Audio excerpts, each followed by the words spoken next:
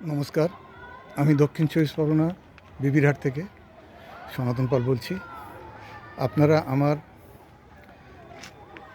Bougainvillea post দেখে অনেকেই জানতে চেয়েছেন টবে এত সুন্দর বগনভেলিয়া কেমন করে হলো, বা তার সম্বন্ধে আপনারা টিপস চেয়েছেন। আপনারা প্রত্যেকেই বগনভেলিয়া করতে পারেন বা করেন কম বেশি, হয়তো ফুল কারো একটু কম হয়, কারো একটু বেশি হয়, সেটা ঠিকই আছে।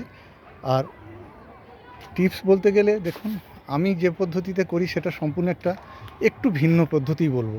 কারণ সবাই আপনারা রাসায়নিক সার ব্যবহার করেন, বা আমিও এক সময় করতাম, কিন্তু পরবর্তী পর্যায়ে আমি রাসায়নিক সার থেকে অনেকটা নিজেকে সরিয়ে নিয়েছি, এবং যার ফলে আমি এখন যে বোগনভেলিয়া দেখছেন এটা প্রায় একরকম রাসায়নিক বর্জিত।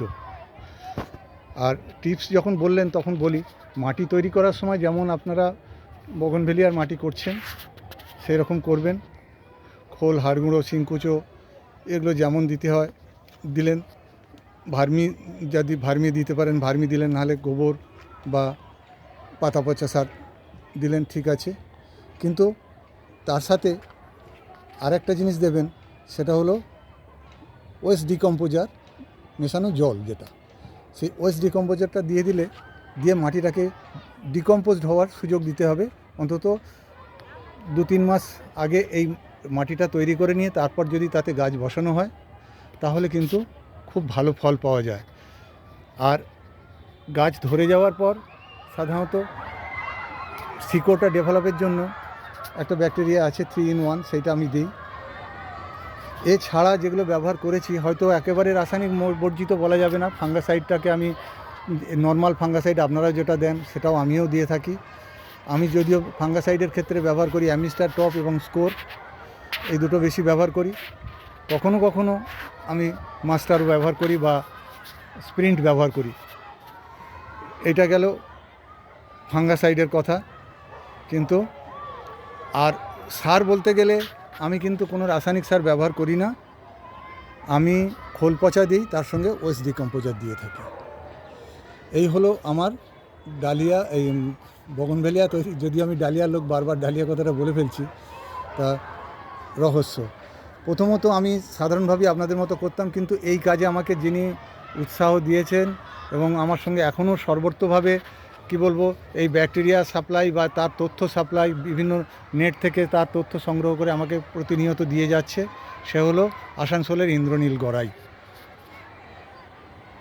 তার অনুপ্রেরণা, তার সহযোগিতা এবং কি বলবো, সক্রিয় সহায়তায় আমি এই গাছ করতে সক্ষম হয়েছি। এবং তার কাছে আমি এ ব্যাপারে যথেষ্ট ঋণী বলবো। কেন না, আমি এর আগে যতবার বগনভেলিয়া করেছি তাতে কি হচ্ছে, যে একটা লিমিটেড টাইম ফুল দেয়, তারপরে আর সেটার গাছটা ফুল দেয় না, ক্লোরোসিস হয়ে মারা যায়। কিন্তু এই গাছটা এই জৈব পদ্ধতি আসাতে দেখেছি আমার কিন্তু গাছে ক্লোরোসিসের পরিমাণ নেই বললেই হয়। তবে ফুল দেওয়ার পর গাছ একবার ক্লোরোসিসে আক্রান্ত হওয়ার ভয় থাকে, তার আগে থেকেই যদি তার প্রোটেকশান নেওয়া যায় তাহলে ক্লোরোসিসও হয় না। তাহলে দেখা গেল যে জৈব ব্যাকটেরিয়ার সাহায্যে কিন্তু খুব ভালো মানের গাছগুলো করা যায়। আমি আপনাদের সুবিধার্থে আমি ব্যাকটেরিয়াগুলোকে দেখিয়েও দিচ্ছি, যেগুলো আপনাদের অন্তত অনেকের হয়তো কাজে লাগবে যদি কেউ এইগুলো করতে চান।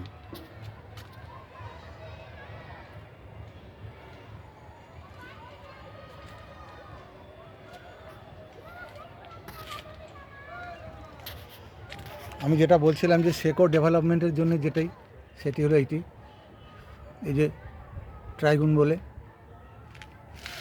বাকি এটি হচ্ছে দেখুন জিঙ্ক ব্যাকটেরিয়া, এটা হচ্ছে অ্যাজেটোব্যাক্টর, ফসফেট ব্যাকটেরিয়া, পটাশিয়াম ব্যাকটেরিয়া ইত্যাদিতে ব্যাকটেরিয়াগুলো সবই রয়েছে। এইগুলোকেই ব্যবহার করা হয় প্রয়োজন অনুসারে। যখন ধরুন আপনার ফুল আসার সময় হবে, তখন আপনি যখন দেখলেন গাছটা ম্যাচিওর হয়ে গেছে, তখন আপনি সাধারণত পটাশিয়াম ব্যাকটেরিয়াটা যদি দিলে আমরা পটাশের ঘাটতিটা পূরণ করবে, বা জৈব পটাশ আছে সেটাও আপনি দিতে পারেন। দিলেই কিন্তু এই ধরনের গাছের গ্রোথ এবং ফুল হবে। তবে সবথেকে বড় জিনিস হলো আমি যেভাবে কম্প্যাক্টভাবে গাছগুলোকে রেখেছি আমার স্থান সংকুলনের অভাবের জন্য, কিন্তু গাছগুলো যদি একটু ফাঁকা ফাঁকা রাখা যায় তাহলে গাছের শেপটা আরও ভালো হয় এবং ফুলও ছড়িয়ে অনেক সুন্দরভাবে হয়।